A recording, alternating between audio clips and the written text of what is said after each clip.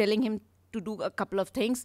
At a call center, he's got a personalized person who's looking at his requirements and giving him the kind of card he wants, and on an email. So now every consumer has the freedom to pick the kind of channel he wants to go ahead with. Today, if I'm not happy with an automated voice response, I like someone to come and help me open a card for me, I will do that. And the companies are in a position not to say no, because then they might lose out on that consumer. So there is a whole lot of touch points again here, ma'am, to your question, that at every level there is an agent, there is a voice automated system, there is a laptop or an IVR kind of a system that allows for a consumer to understand what a company is offering, and for a company to make an impression at every level. And this impression has to sustain till the big red point there of churn. Now, churn is something none of us, I haven't touched upon it so far, but churn is something all of us should be aware of, and should not, say that it's not going to happen to me, it's going to happen to someone else, because of the kind of services and products that we are bombarded with, and the kind of knowledge that is there in our hands. We could switch brands, we could switch companies, we could switch products at any given point in time. So churn is a constant that's happening, and once a churn happens, for somebody who's probably had a credit card and has moved on, the cycle of again onboarding a customer starts all over again. So there is a cyclic process that we should be aware of, and probably ensuring that the past doesn't repeat, we to try and retain customers. So it is imperative for us to give a consumer a very good experience at every touch point. And now this means that, for example, if I'm on my laptop looking at a bank and I've already spoken to someone, if that and I've not been happy with that conversation, that information is put on here, and you try and give me a smoother experience, I'll probably stay on. So that's where the touch points have to have, the data have to be combined together, so that the experience remains good across all the touch points. And I'm not saying that there is one touch point, and I'm not going to be doing any of the other activities that are associated with that. Customer life cycle. How does it all start? It starts with acquisition. So what would you, sir, from the retail industry do for acquisition?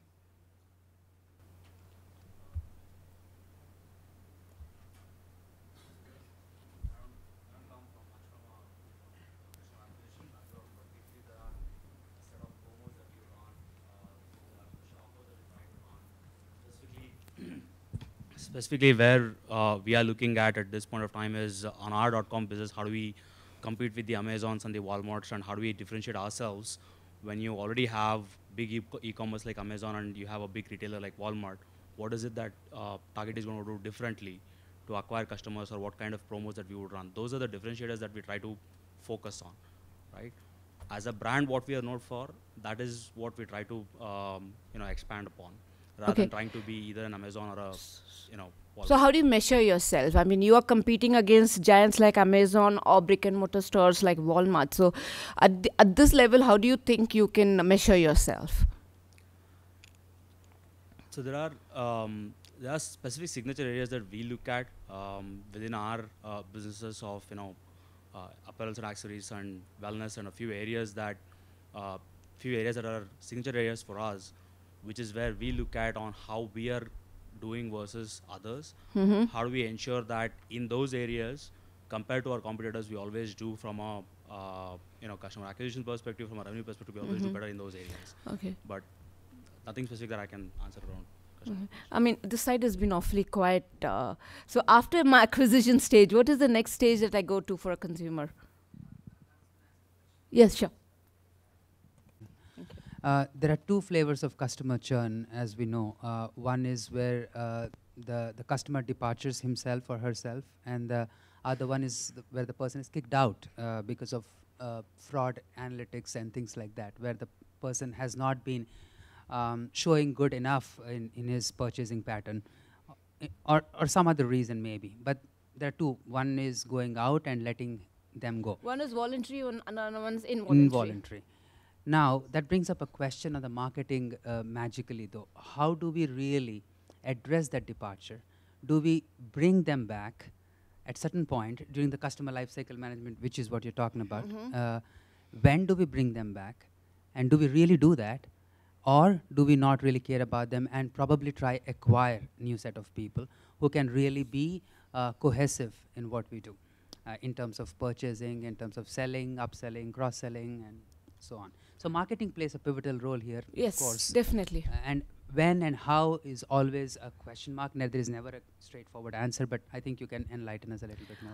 So typically when, at a value enhancement stage is when I realize that what a potential value a consumer can bring to us. And that's when we figure out that, okay, do we want to keep this customer on our board, and do we want to continue keeping them on? And then there comes a time when there is a saturation where, they have given you enough of what they can give, and then probably their pattern kind of steadies over a period of time. And I think that is the time that you need to start focusing on them, because they probably could be looking at competition. They could be probably looking at other area channels of going and buying. So probably somebody who goes to MK retail might be exploring Big Basket.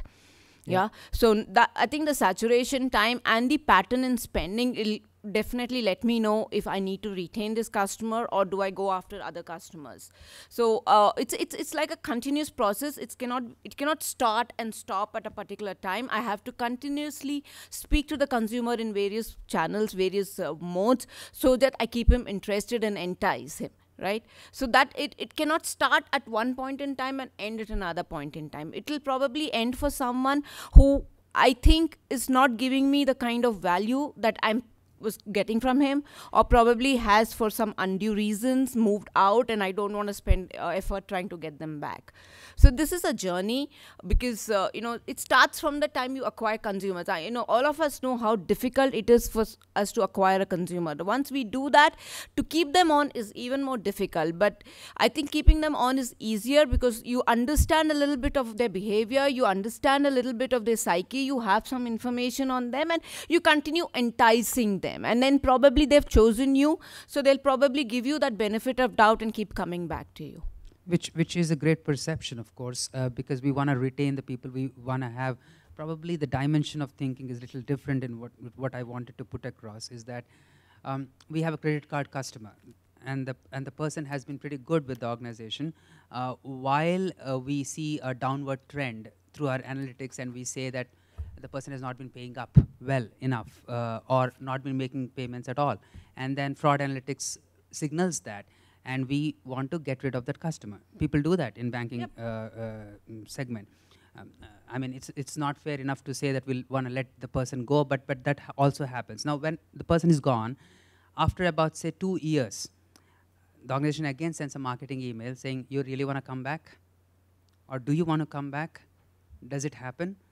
Or do we do it very early? That, okay, the person has probably shown one red signal in the control chart, but that does not really mean that the person will not be good enough for the long-term relationship. So it's pretty subjective, of course. It is very subjective, and I'll probably add that there are these agencies, institutes today that look at credit rating. So I'm not sure if the bank really wants to go back to a defaulting customer. Mm-hmm.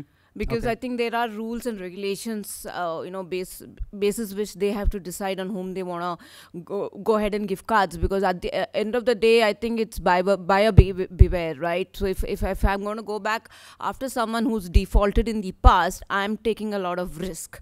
Right. So, but then to your tune, if there is a person who's not defaulted, but is probably using his credit card less, I could look at other ways to entice him, saying probably he's now using a debit card. He doesn't want to get into a credit cycle. So offer him more incentives on his debit card. Yeah. Offer him more incentives on his savings account. Something that he understands that just because I've stopped spending on credit card, the company has forgotten me. That doesn't happen. That's the point I was trying to touch at. Yeah. So there are other ways of doing things. There are definitely other ways, and you could probably look at giving him a home loan or a personal loan or anything, just to make sure that he continues feeling special about it. Right. So I think that's the crux here, right? We feel happy if we get a note saying that you've been selected because of your fantastic credit history and rating. Yeah. Thank you.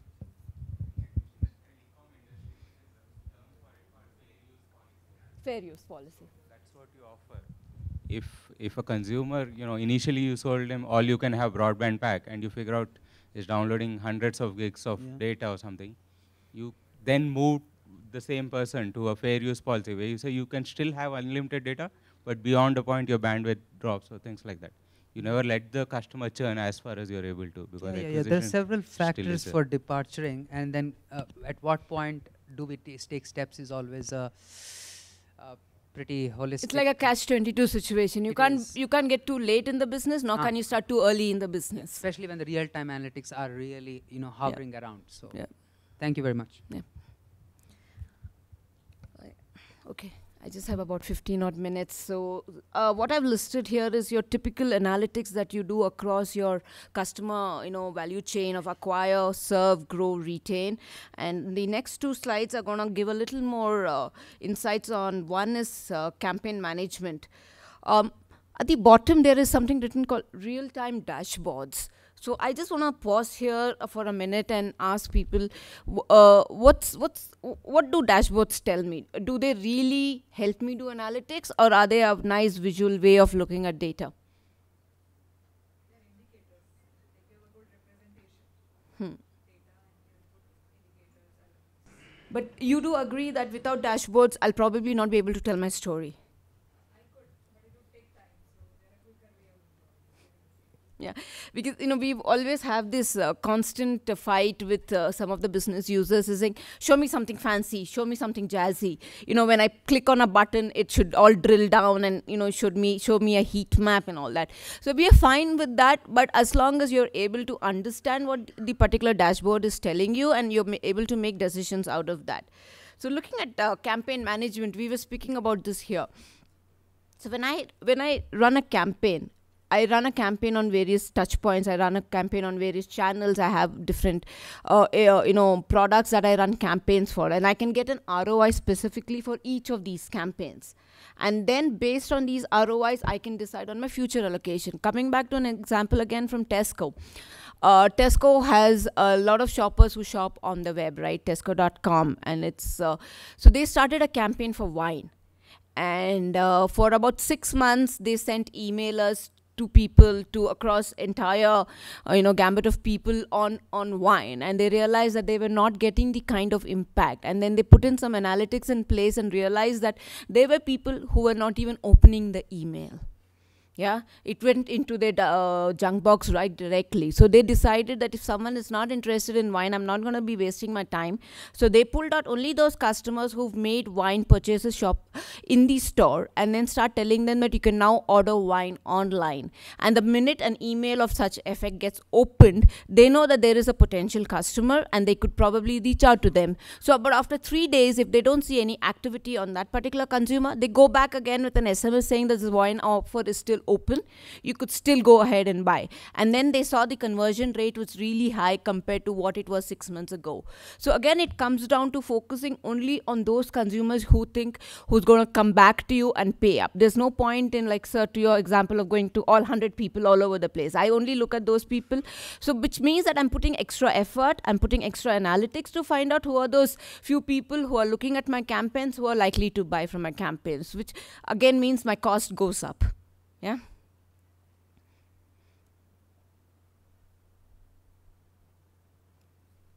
This probably will give you a little bit of insight on, the kind of analytics that I could do on customer retention. I do a churn analytics. In telecom, churn must be happening like at the drop of a hat, right? So what do you typically do to understand churn and try and see how you can learn from it so that it doesn't happen?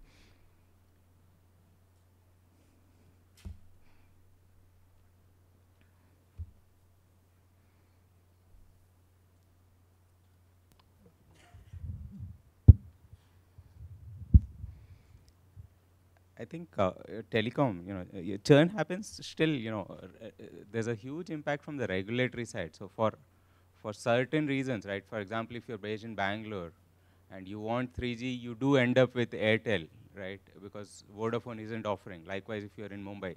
So there's a prevention or a cushion available. Yeah, but there are habitual churners. So people who will switch their SIM cards every now and then, every 10 days and all. I think so. More or less, yeah. These days, the battle to fight churn is constant. You can't do much about it. However, you do match up all the offers. So if you see that users are potentially, high-paying users, then you do go out of the way to prevent churn. You say that this is a postpaid user. Now I'll do, give you 2 months of free plans and do everything to make sure that you don't churn out, right? Somebody was from the manufacturing industry. So you have something to say? Not very significant irrespective of what models you apply, etc. So in the other industries that you probably have worked with, what is the typical churn percentage that you see, and what impacts does analytical models have in reducing it to an acceptable level? So It's one of the most beaten subjects, but then still, like sir was saying, it's a constant. You can't do away with it. You have to learn to how to tackle that problem. Yeah. So I mean, from the retail brick and mortar industry, I think churn is about less than 1%. And sometimes the churn equals your acquisition. So a lot of brick and mortar stores earlier, before the proliferation of online stores came up, we're not too worried about churn, but today they are, because people are now moving to the online segment. So today I think it's about 5%. I could be mistaken, but this is from some studies that we've done in the recent past. So churn happens online in the store. Somebody from the manufacturing industry here, yeah. So if I were to talk about, say, mobile phone sets, I mean, every month a new model comes out, and you are only good as your last model, right? So how do you, and especially with Micromax and I don't know those Chinese models coming up, the value is cheap, so it's accessible to everybody. How do you tackle those kind of problems? Anybody has an answer to this question? I mean, mobile phones, every 1 month there's a new model coming up. It's better, it's cheaper, it's sleeker, and it's got more features, more apps. So how does one try and keep a tab and trying to keep up with market? I mean, Nokia could be one example of someone who really did not see this coming, right? So how does one deal with that?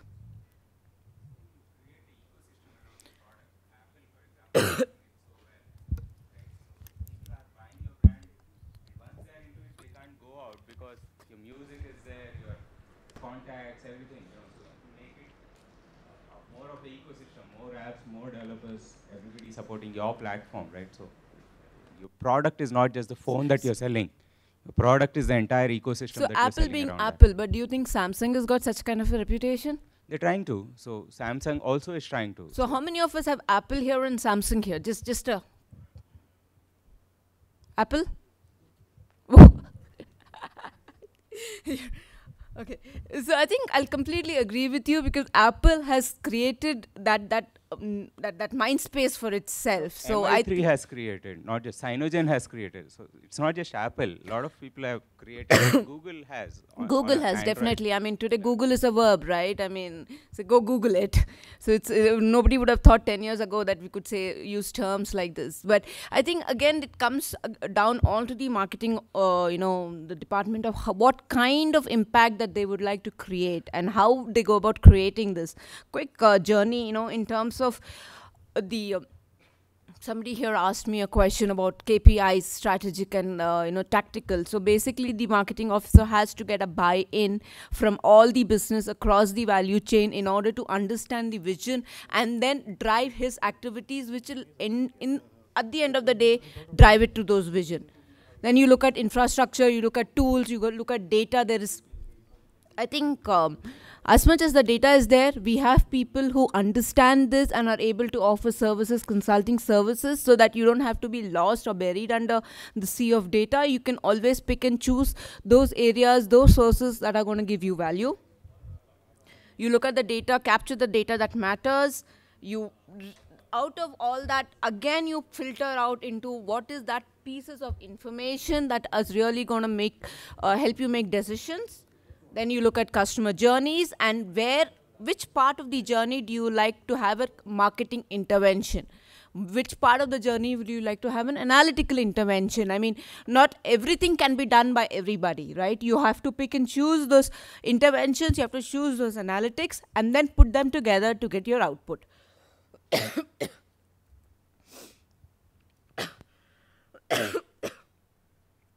So if you're going to be employing a unified big data marketing strategy, this is all you have to do. You will have to have data assimilation capabilities, which means you'll have to have big data experts, you'll have to have people who know what the CRM produces, you'll have to have people who know what the social media kind of data that produces, and then you use pull out relevant pieces of information, use predictive analysis, and give yourselves a 360-degree view of the consumer. That's one point I haven't been able to touch. I don't think my boss thought it was important. He hasn't put it here. But today, I think a 360-degree view is becoming very, very important to us, because I, as a consumer, can shop in either in the store or on my mobile or on my laptop. I have different touch points, and to get a unified view is something very important. Then I can have my targeting done accordingly. And there is a problem that, the concern that people are facing today is that they don't have those single information threads that they can pull together and get the unified version. So that is something that we are working on. Most companies are working on with the IT to say, how can I identify one consumer across all my channels? And I think a lot of money is being spent into that, trying to cleanse out data,